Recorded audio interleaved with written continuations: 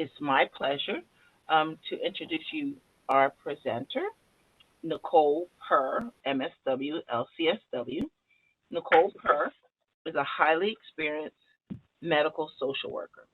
She is also a 9-year cancer survivor. As the behavioral health social worker at MD Anderson Cancer Center Cooper, Nicole provides short term, cancer focused supportive counseling to survivors of all types of cancer. She has earned her Bachelor's of Arts degree in psychology from the University of Delaware and her Master's of Social Work degree from New York University.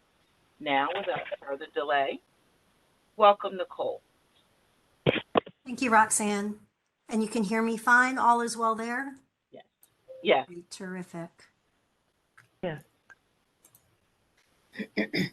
So good morning. As Roxanne mentioned, I'm Nicole Perr, and I'm excited to be presenting today as part of our survivorship series. I recognize that each of you are at different stages in your journey. Some of you have metastatic disease. My goal today is that this webinar resonates with all of you, no matter where you're at in your journey. And as Roxanne said, I do encourage you to ask questions or make comments, interrupt as needed. And if no one interrupts, that's quite fine. I'll just push on throughout the presentation. I'm going to start off with a brief overview of what depression is and then dive into the nuts and bolts of our discussion. I've got a lot of information to share today. And for those of you that I've worked with, you probably will find some of the information today somewhat familiar. And if you'd like a copy of these slides and the resources that will be provided at the end of the presentation, you'll see my email address listed on the bottom of each slide. So just shoot me a message and I'll be happy to forward the slide set to you. All right. So I've had patients say to me, Nicole, I don't know if I'm depressed. I'm not sure what that feels like. I'm able to go about my day and do the things that I need to do. Yet sometimes I feel down or sad or a little off. So what is depression? As this slide shows, in general, it's a common and serious medical condition that negatively affects how someone feels, thinks, and acts. It can cause feelings of sadness and or loss of interest in activities that you once enjoyed. It can lead to a variety of emotional and physical problems and can decrease the ability to function at home or at work. Symptoms can last at least 2 weeks and represent a change in the previous level of functioning for a diagnosis of depression to be made. And depression is classified in psychiatry as a mood disorder. The main types are major depressive disorder, dysthymia, and bipolar disorder. Some symptoms of depression are feeling sad or down and having a depressed mood, and this includes frequent crying. It's a loss of interest or pleasure in activities that you've once enjoyed, and this includes if you withdraw from family and friends.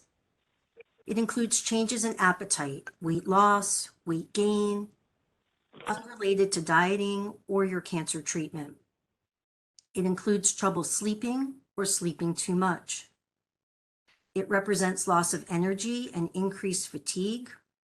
It can manifest itself in feeling purposeless in terms of physical activity or the inability to sit still, pacing, slowed movements, or with your speech.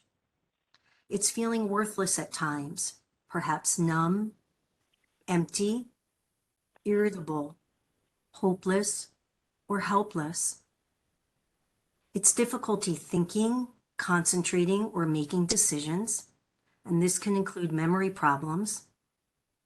It also includes sometimes negative thoughts, which in extreme cases sometimes include thoughts about death and suicide. I also forgot to mention that mood swings fall into play in terms of depression. Now that I've spoken briefly about depression as an overview, here's what depression can look like to someone with cancer. This poem was written by one of the women I work with, Dorothy, who has metastatic ovarian cancer. She's been on her journey with cancer for 3 years. I'll read the poem to you now. It's pretty powerful. It's entitled My Pain. It has no color. It has no peace. It has no hiding place. It has a name, which we call pain. It hurts really bad, causes me to be sad.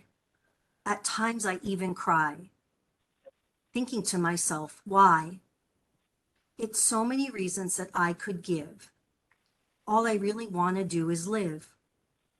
My pain has no shame. It's very painful when it rains. I cannot deny what I feel inside. I pray for you, and I pray for me, that someday we could be pain-free, emotionally, physically, and mentally. Yes, my friend, pain-free indeed. Praying this pain will someday end, because it hurts over and over again.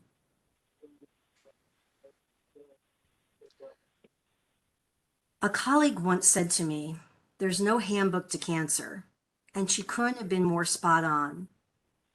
It's not like we give you a guide to say, here you go, read this. It'll help you get from here to there. Everyone's experience, as you've well learned, is your own. It's your journey. You've brought your own personality, life experiences, previous coping mechanisms, and current stressors into your cancer journey.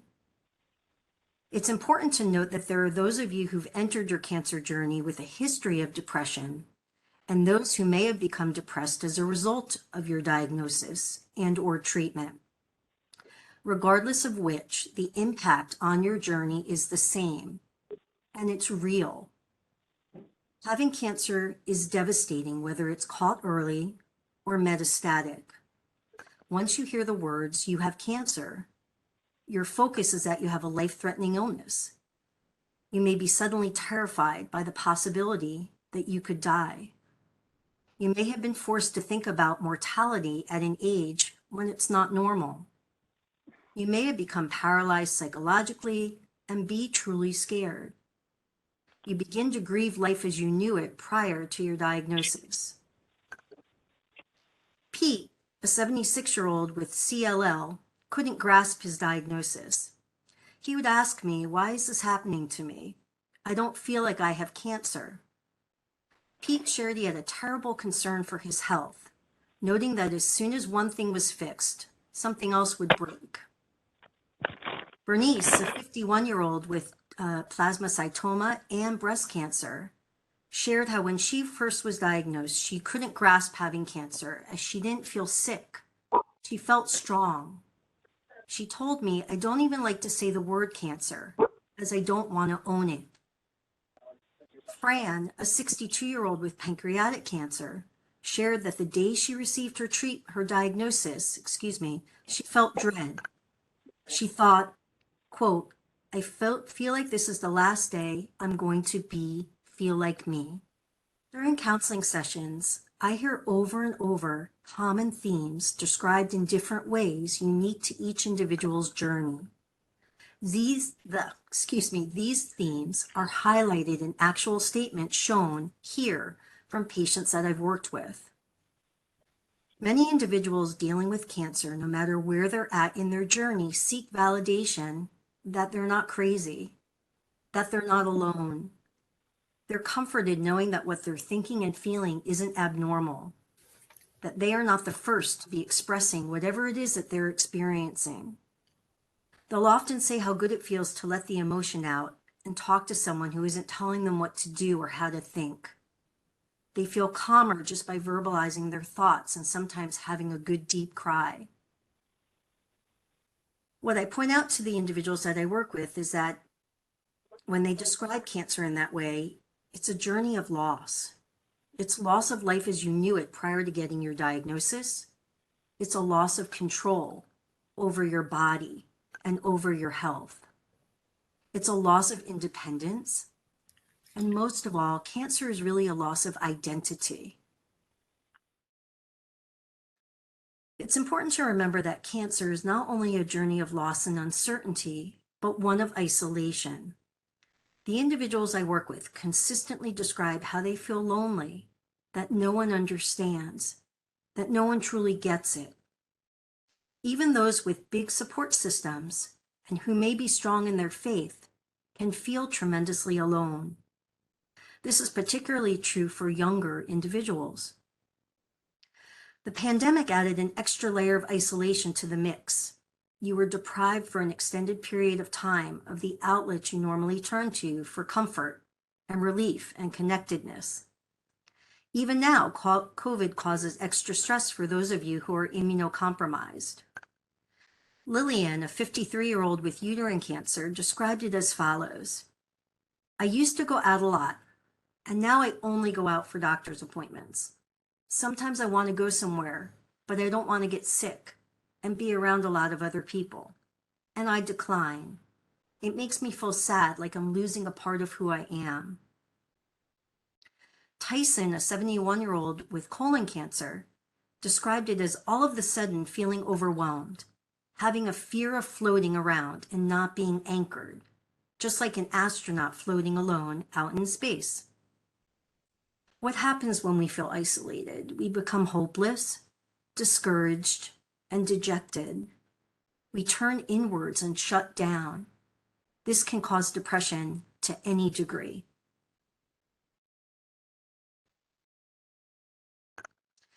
A tremendous factor that you all well know that causes depression in many individuals on a cancer journey is coping with treatment side effects.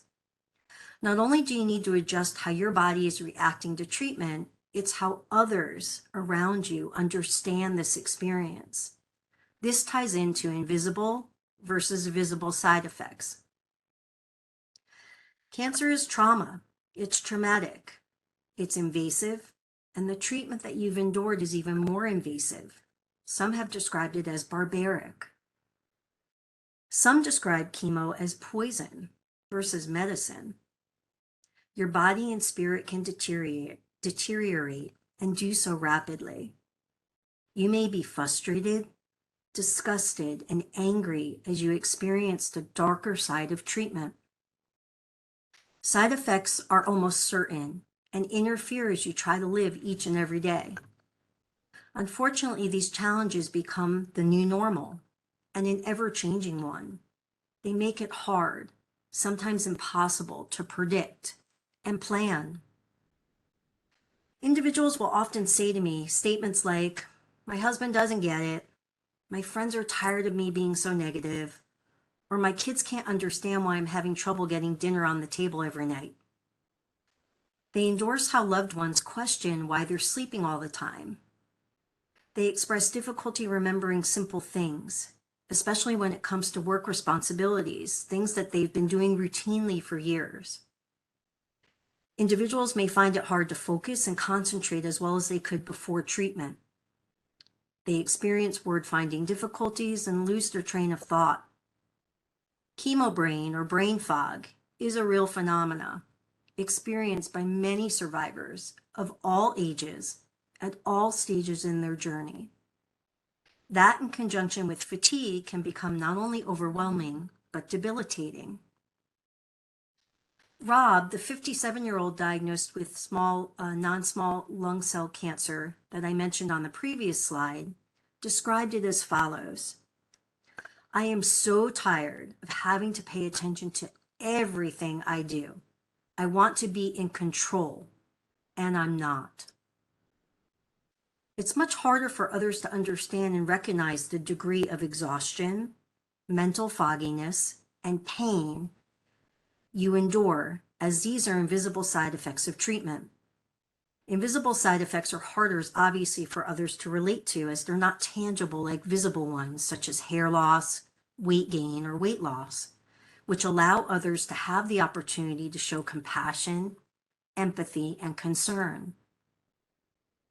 And a side effect that's not often talked about is the impact treatment and surgical intervention have on sexuality. From women who are awaiting delayed reconstruction after a mastectomy, to those that choose not to have reconstruction, to men undergoing ADT for prostate cancer, how you feel about your body and how your body reacts to treatment can cause depression, again, at any level, to any degree. Many individuals face the loss of sexual desire, erectile dysfunction, vaginal dryness, pain, and lack of sensation in regards to sex. Intimacy is an integral part of being human. Alan, the 55-year-old with prostate cancer I mentioned previously, who receives ADT injections every 3 months, described himself at our first session as always having been a ladies' man. He endorsed having a loss of interest in women since being on treatment. He stated how he now feels, quote, too exhausted to even fantasize about them. He's disgusted by this, along with the fact that he's not able to masturbate. He reminisces about, quote, old times. Sexuality ties into body image. Individuals have used the terms mutilated, disfigured, asymmetrical, and freakish in describing how they feel about their bodies.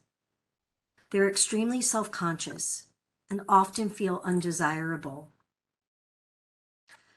Donna was diagnosed with breast cancer at 36 years old and metastatic breast cancer 6 years later.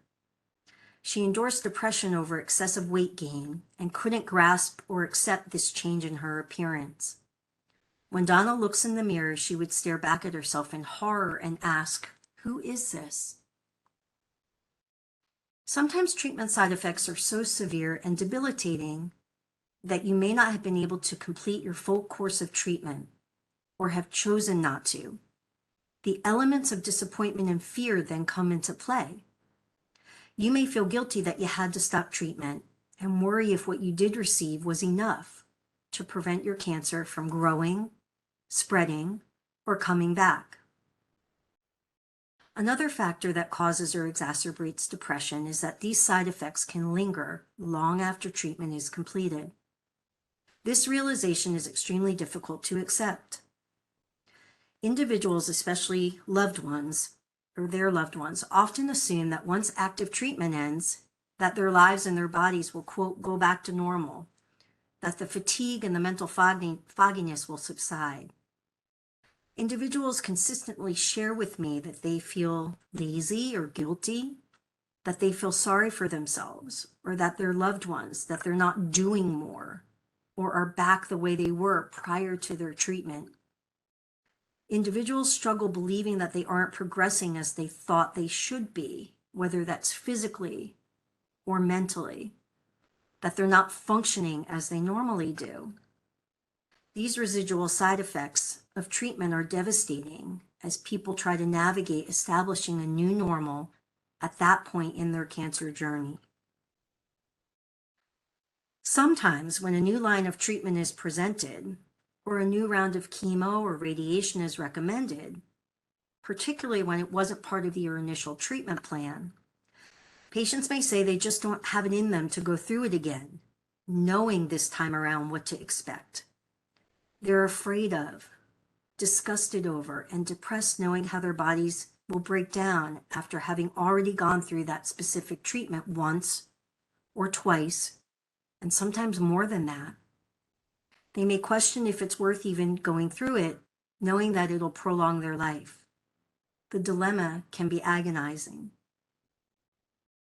Think about this. Medical oncologists, radiation oncologists, oncologic surgeons, they all have one goal: save lives. They do everything possible to fight and cure cancer.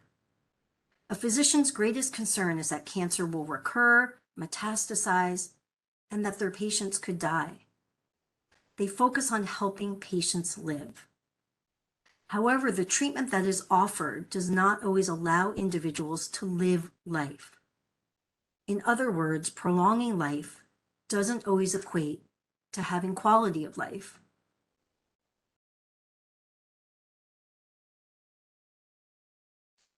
Triggers for depression occur at all points in a cancer journey.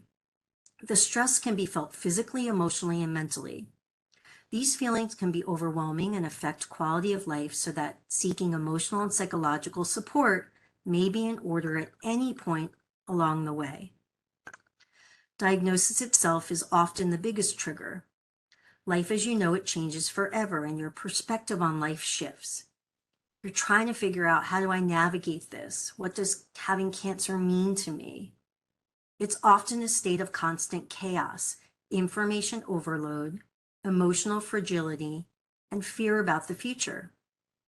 Oftentimes, it's overcoming the initial shock and disbelief.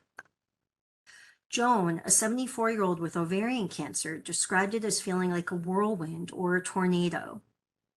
Lamont, a 57-year-old with prostate cancer, chose not to disclose his diagnosis to anyone, anybody. He didn't want his family or friends to be sad and pamper him. While he wasn't struggling with that decision, Lamont reflected on being depressed from the burden of keeping his journey to himself, sharing how it's a lot to handle on my own. Tanisha, a 54-year-old with breast cancer, tries not to think about it.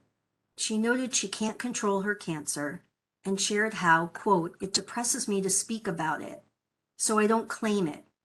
I may have cancer, but cancer doesn't have me."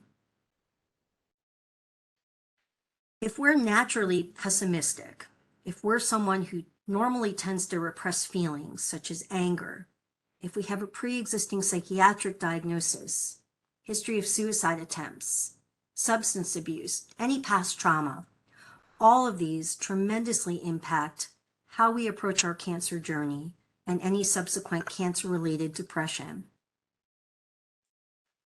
Another trigger for cancer-related depression is obviously pressure from loved ones.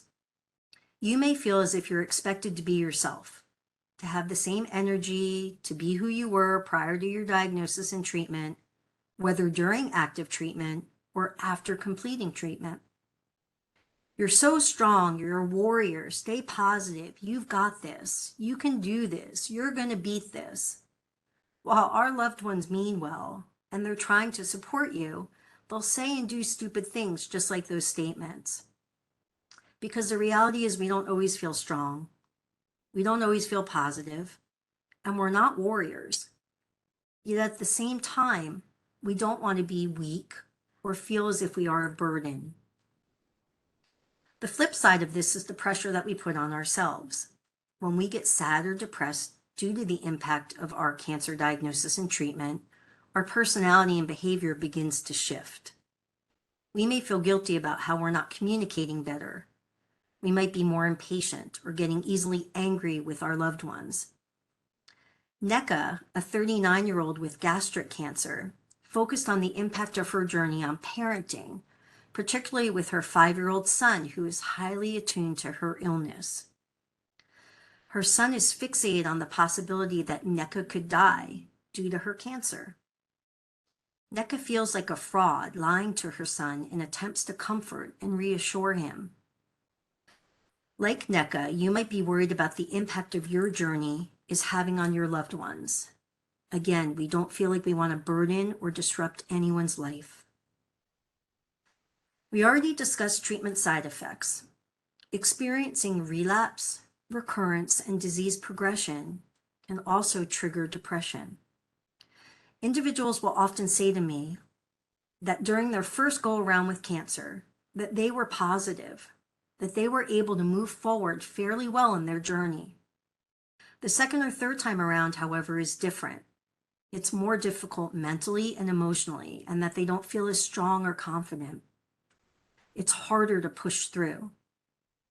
Stephanie, a 41-year-old with breast cancer, experienced a recurrence the same month that marked her 5 years from her original diagnosis.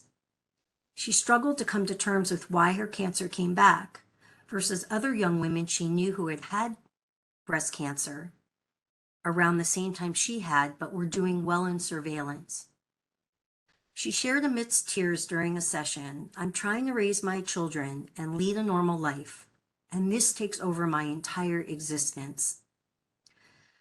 Like Stephanie, you might be terrified about dying and leaving your loved ones behind.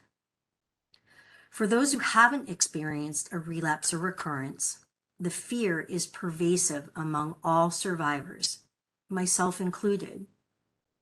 Individuals who have completed active treatment consistently say to me that every ache and every pain makes their mind wander. Does it mean my cancer has returned? Could it be a new cancer? You may be constantly worried. You may be numb. Many experience intrusive or obsessive thoughts. You worry about leaving your loved ones behind, especially if they're children. Trying to shift that mindset or perspective to concentrate on living and not focus on dying can be challenging. This includes those of you on this webinar today with metastatic disease. While being on treatment indefinitely is an entirely different journey, it's important to focus on having experiences and making memories and being present in the moment versus the what ifs and the when ifs. Completing active treatment can be a trigger. When treatment ends, the amount of attention received from our team drops off pretty dramatically as testing and office visits are fewer and farther between. You assume that the end of treatment brings joy and relief, that you should feel happy and grateful. For some, it brings new anxiety and depression about what's happening within your body. You sometimes don't feel like celebrating. You might worry about returning to work. And you might become depressed about thinking about job performance and facing coworkers after being out for a period of time. What will you say? How will you handle questions? You may look very different since everyone last saw you. Body image is a tremendous trigger for cancer-related depression. It encompasses the visible side effects mentioned on the previous slide. This is immensely common in the breast cancer population as women grapple with the emotional distress after a mastectomy and reconstruction. Individuals often mourn the loss of their breasts and how they relate to identity. Think about it. What defines us as women? Typically, it's your breasts, your hair, your butt, your eyelashes. Many women can't stand to look in the mirror or down at themselves in the shower or when getting dressed and undressed. They endorse that their breasts feel different, like they're not theirs. A cancer diagnosis brings on many losses, and it's important to allow the time and space to grieve those losses. Sometimes that grief becomes complicated or prolonged, and this often comes when the hustle and bustle of treatment is over, and there is time to reflect on the enormity of what you've gone through. 1 in 5 individuals who have gone through a cancer journey experience cancer-related post-traumatic stress. Think about it. When you receive your diagnosis, you're thrust into the journey full force. You enter that fight or flight mode, doing as you're instructed, without having the opportunity sometimes to think about what you're experiencing. You don't have time to breathe. Once things calm down and active treatment ends, you start to reflect back and process on what you've been through. These delayed emotions can seem surreal and often cause individuals to go into a funk. Colleen, a 47-year-old with leukemia, described it as when she was first diagnosed, it was go, go, go. She didn't have time to think, and she was about a year out from her diagnosis, still in active treatment. That's when she started to process everything. Colleen wanted to be me again. She was feeling burnt out in her job as a special ed teacher and balancing the demands of being a mom and a wife. She endorsed feeling frozen and at a standstill. Joan, the 74-year-old with ovarian cancer that I've mentioned previously, noted that the first year after her diagnosis, she was so consumed by her cancer journey that she didn't think about it. The second year after her diagnosis was harder, and she was much more cognizant of her mortality. She said to me, "I fight every day that it doesn't come back." This ties into reintegration into life, which can be overwhelming. It's balancing the pre-cancer you versus the post-cancer you. What's the impact of treatment? Your memory, your ability to think and focus and sit for long periods of time for when you return to work. You worry, how do you conserve your energy? how do you pace yourself? Socially, how do you let others know that you're ready to re-engage? Nancy, an active 75-year-old with lymphoma, discussed how every year she was always invited to a Super Bowl party. This year she wasn't. She knows it's because she was saying no to friends for so long for the previous year by declining plans, and she understands. Nancy noted that she feels left behind, as if her friends have moved on. And for older adults, this can be extremely devastating. This ties into anniversaries and milestones, the date or month of a cancer diagnosis, when you started treatment or completed treatment or had a surgery, holidays such as your birthday, New Year's. These dates can lead to you to reflect back on your cancer journey, which in turn can foster depression. And last but not least, depression can stem from survivor's guilt, or the feeling that a person experiences when you survive a life-threatening situation while others have not. Even though survivor's guilt is not always rational, it's a recognized response to trauma.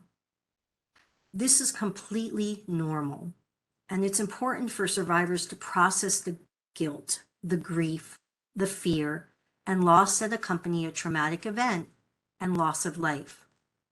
The emotion, though, can be staggering. So what can we do to help combat depression due to your cancer journey? Pivoting or loosening expectations is the first strategy I want to talk about. It's when we recognize that life is different. You may not be able to clean your entire house in 2 hours. Just being able to sweep the kitchen floor is an accomplishment. You may not be able to mow the lawn and do yard work like you used to. Your body may not be able to run 5 miles, yet if you can walk those miles or run for just one, that's an accomplishment. Remember that your body has been through trauma. Your energy level, strength, concentration, and ability to go have been impacted as a result. Recognizing that life is different ties into perspective. Our thoughts are powerful. How we frame something helps us to cope when we're facing the challenge of a cancer journey. It's having gratitude and finding the silver lining in your journey. This ties into positive affirmations, which are a way to look at our journey or aspects of it in a different way. They can be applied to any situation you may be facing, even aside from your cancer. I have a terrific list of positive affirmations. If you're interested, please email me and I'll be happy to send them to you. It's important to remember that for all the things that are out of your control, what gives you power is that you then control your reaction to them. Mindfulness, or being present in the moment, is extremely therapeutic. Mindfulness is a practice that allows you to stay grounded and react more appropriately in any situation. Mindfulness works to combat negative and anxious thoughts that creep into your head. It allows you to stop yourself and say, no, I'm not going there. I'm going to stop and shift my focus on the here and now. We cannot necessarily control what may happen down the road, but we can control the here and now. Self-care is just that, taking care of ourselves. It's engaging in activities that are positive, meaningful, and rejuvenating. Having a daily sense of purpose is a form of self-care, and those of you that I've worked with know that phrase well. Every day, I encourage you to do something that brings you joy and comfort, that makes you smile. Not the stuff you have to do, like laundry or tidying the house, paying bills, nothing related to your health, but rather things that bring you joy and comfort, that are meaningful. Whether it's for 15 minutes a day, a half hour a day, or you allot an hour a day, a daily sense of purpose can be as simple as listening to music, which calms us, rejuvenates us, relaxes us. Things like meditation, deep breathing, and relaxation apps, reading, journaling, gardening, yoga, exercise, reading scripture, baking, playing games on your phone, adult coloring, binge watching that favorite series on Netflix you've been hearing about. These are just some examples of having a daily sense of purpose. For those of you who love the ocean, I always say get in the car, take a ride. Whether you're driving or someone else is, even if you don't get out of the car or don't have the energy to do so, just rolling down the window and smelling the sea air, watching the seagulls or any boats out on the water, it's calming and therapeutic. For those of you who are truly struggling intensely with treatment side effects, where every day it's hard to get out of bed, a daily sense of purpose can be as simple as from the moment you wake up until the moment your head hits the pillow, finding 3 things that make you smile every day. That could be as simple as listening to the birds chirping outside your window, watching something funny on television, seeing a sunset, or snuggling with a pet. This comes in handy when you're stuck in bed, on a couch, or even on the toilet. Having a daily sense of purpose is important because it moves you forward on your cancer journey. It provides hope and a sense of control. It provides structure and fosters a sense of normalcy. Tied into self-care is stepping back, saying no to others. Not now, no thanks, check back in 2 weeks, 2 months. That's okay. This is your time to be selfish, which may not be in your nature at all. You need to prioritize what's most important to focus your energy on and when to conserve your energy. Sometimes when we're diagnosed or in the middle of treatment, when we experience a relapse, a recurrence, disease progression, people start coming out of the woodwork. Their kindness is uplifting, however, it can be quite overwhelming. While you might have tons of support, sometimes you may feel as if you just want to be left alone. And again, that's okay. Remember that this is your journey, your reality. It doesn't matter what others think you should be doing or feeling. It's not their journey. They may handle things differently if it was. They're coping in their own way with your journey as your loved one. But it doesn't mean that what's right for them is right for you. When we look back on our journey or before our journey, we might say things to ourselves like, I should have eaten better. I could have taken better care of myself. I wish I never did X, Y, or Z. We can't go back and change the past. I want you to throw any coulda, woulda, shoulda out the window. Bye-bye. We're going to focus on today and moving forward. It's important on a cancer journey to have grace for yourself and remember that you're doing the best that you can. It's okay to feel vulnerable. Cancer is hard and heavy, especially during these chaotic times. Take that deep breath. MD Anderson at Cooper offers a complementary medicine program, which offers in-person and virtual classes on things such as mindfulness, gentle chair yoga, guided imagery, creative arts, and support groups to supplement the care you're receiving. If you're not familiar with them, there's a link in the resources section of the presentation I'm providing that you can check them out further. Connecting with others who get it can be reassuring for many individuals. There's an assumption that everyone benefits from a support group. There are a good number of individuals who aren't interested, however, in support groups because they're either private or they just don't want to share their business with others. It's not their comfort zone. That's where the appeal of a peer mentor or a one-on-one program comes into play. Peer mentor programs link patients with other patients who have the same or similar diagnoses as themselves, who have also gone through the same or similar treatment courses. Most offer the opportunity not only to connect individuals on a cancer journey, but their loved ones, caregivers with other caregivers. A handful offer support to caregivers who have lost a loved one to cancer. Cancer-focused counseling can also be beneficial.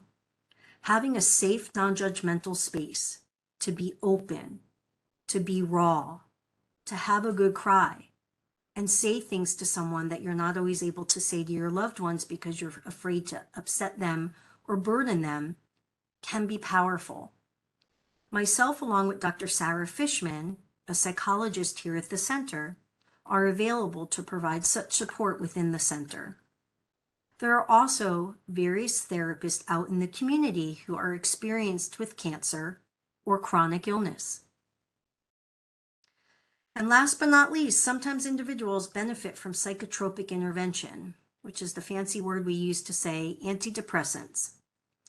Having that little something to elevate your mood may be warranted at whatever point you're at in your journey. At MD Anderson, or at least at Cooper, we have the availability of our psychiatry department to refer individuals to for medication for management. The challenge lies in that the department has been inundated with referrals since the pandemic began, and at times there has been an extensive wait list from the date of an intake to the date that an appointment occurs. Given that some of our oncology physicians are comfortable, not all, but some are comfortable and willing to prescribe antidepressants until individuals can get in to see psychiatry or their primary care physicians. The challenge always becomes getting that intervention in a timely manner. So this slide, I'm highlighting some resources that might be helpful to you, whether now or down the road. There are resources for counseling and various support groups that exist not only here at MD Anderson, but out in the community through various agencies. Please know that this list is not all inclusive, and that if you see that your diagnosis is not listed as one of the available options, you can always reach out to me and I'll do my best to find what is available that might be helpful and meaningful to you. This slide shows peer mentor programs that are geared towards all cancers. The ones on the previous slide were specific to different diagnoses. You can reach out to one, two, or all of them. It doesn't matter. Whatever is best for you. Again, there is no right or wrong to this. There's no handbook. So what works for you is what I want you to do.